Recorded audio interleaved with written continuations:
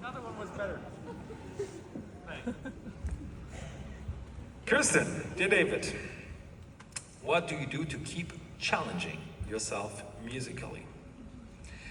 First of all, I love going to concerts. I think it's very important as a musician not to get stuck with the present, even worse with the past.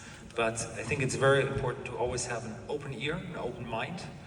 Musically speaking, there can be, of course, other projects outside of classical music, but also in the classical music world.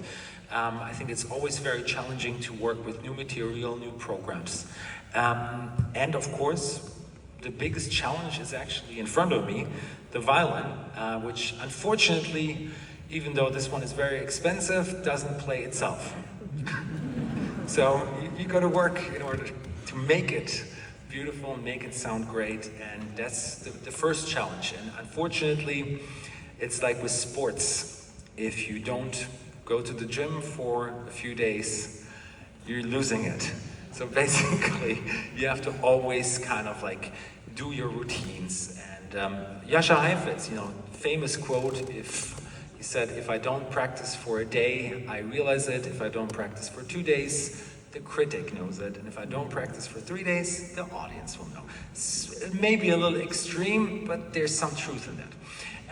Anton Dvorak really knew how to write beautiful melodies that were simple yet captivating. Anyone who claims that classical music always needs to be a very complex affair will be proven wrong by the next work of Dvorak. We're going to play the first out of his 4 romantic pieces for the violin.